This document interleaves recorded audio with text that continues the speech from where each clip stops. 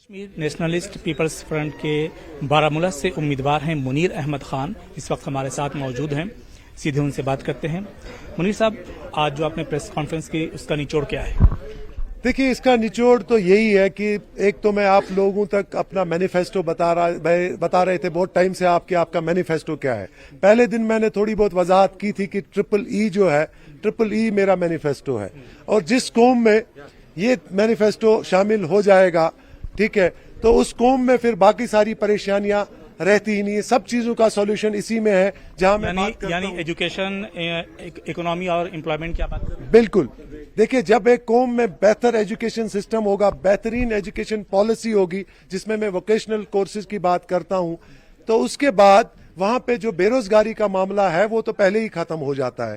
دوسرا، آپ کا ویژن جو ہے وہ کلیئر ہو جاتا ہے، آپ کو وسعت مل جاتی ہے آپ کے ویژن کو، ٹھیک ہے، تبھی آپ ایک بہتر اکنامی ڈیولپ کر سکتے ہیں۔ اور اکنامی کی جہاں تک بات ہے، ہمارے یہاں پہ 4 بڑے سیکٹرز ہیں اکنامی کے۔ ہارٹیکلچر ہے، ہمارے پاس ایگریکلچر ہے، ہمارے پاس ٹورزم ہے، اور خاص کر جو آرٹیزنز جس کے ساتھ جڑے ہوئے تھے، ہینڈی کرافٹس کی میں بات کروں، یہ 4 سیکٹرز بہت تھے ہمارے قوم کو آگے بڑھانے کے لیے۔ لیکن اگر اس کے لیے پراپر ایجوکیشن پالیسی ہوتی تو گورنمنٹ نے بھی باقی پالیسیز اچھی کی ہوتی۔ آپ انہی سیکٹر پر کام کریں گے، لیکن یہ جاننا چاہتا ہوں منیر صاحب کہ جس طریقے سے ووٹرز جو ہیں شری نگر سنسدی چھیتر کی بات کر لی جائے تو نکل کر آئے ہیں، ٹھیک ہے، جماعت اسلامی کی بات کر لی جائے تو وہ کہہ رہی کہ اگر ہم سے پابندی ہٹتی ہے تو ہم چناوی پرکریا میں حصہ لیں گے، ٹھیک ہے۔ آپ کے بھائی صاحب جو ہیں ان کا بھی تعلق خودیہ سے تھا، وہ تہاڑ جیل میں بند ہے۔ کیا لگتا ہے آپ کو ماحول میں کس طریقے سے تبدیلی آئی؟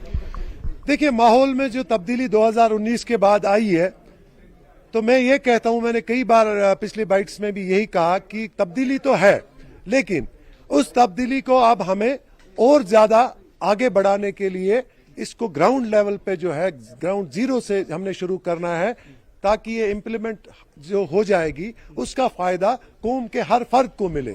جہاں تک آپ نے جماعت اسلامی کی بات کی، اچھی سوچ ہے کہ اگر وہ ڈیولپمنٹ کی طرف آ رہے ہیں، اگر وہ ڈیموکریٹک سیٹ اپ میں آ رہے ہیں تو اچھی بات ہے، لیکن اگر وہ اس سے پہلے آئے ہوتے تو اور زیادہ اچھی بات تھی۔